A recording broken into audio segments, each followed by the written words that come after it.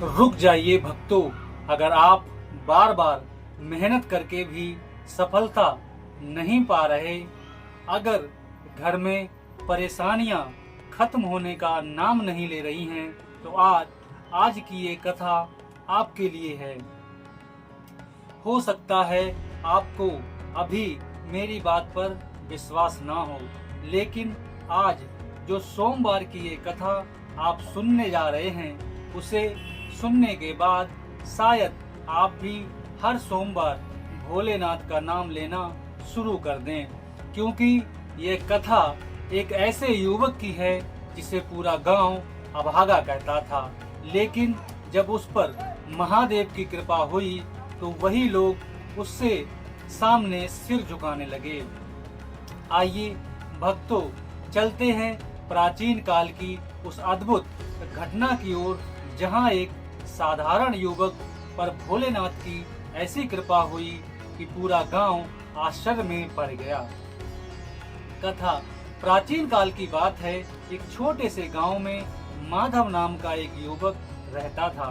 वह बहुत ही गरीब था, दिन रात मेहनत करता था, लेकिन सफलता उससे हमेशा दूर ही रहती थी।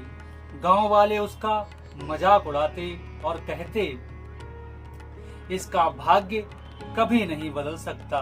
यह बातें माधव को बहुत दुख देती थी, लेकिन उसने कभी गलत रास्ता नहीं चुना।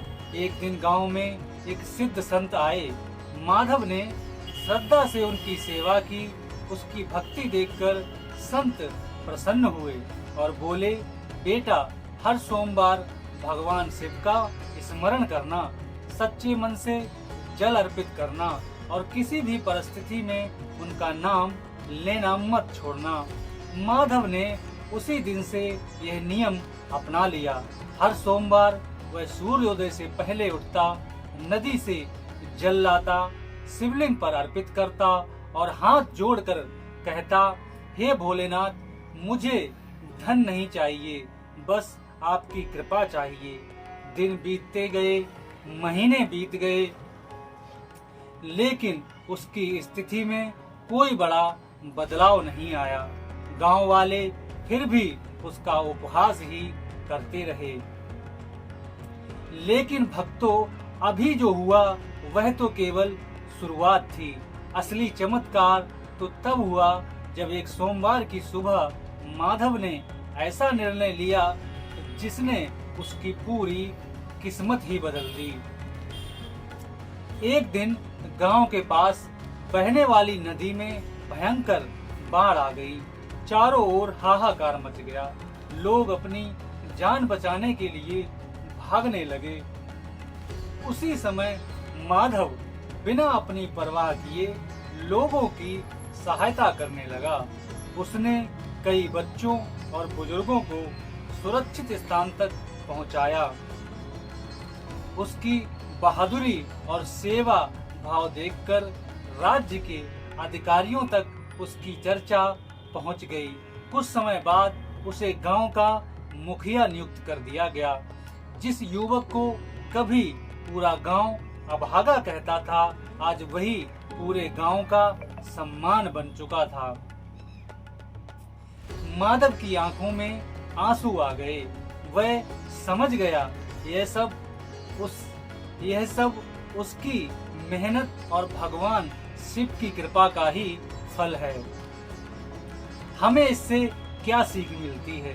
भक्तों, इस कथा से हमें यही सीख मिलती है कि भगवान शिव की कृपा तुरंत दिखाई दे ये जरूरी नहीं, लेकिन जो व्यक्ति कठिन समय में भी विश्वास नहीं छोड़ता, भोलेनाथ उसकी मेहनत कभी व्यर्थ नहीं जाने देते।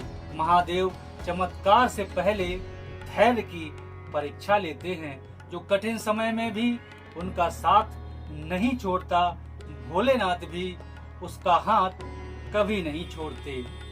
चलत कुंडलम भ्रू सुनेत्रम विशालम प्रसन्नाननं नीलकंठम दयालम मृगाधीश चर्माम्बरं मुण्डमालं प्रियं शङ्करं सर्वनाथं भजामि।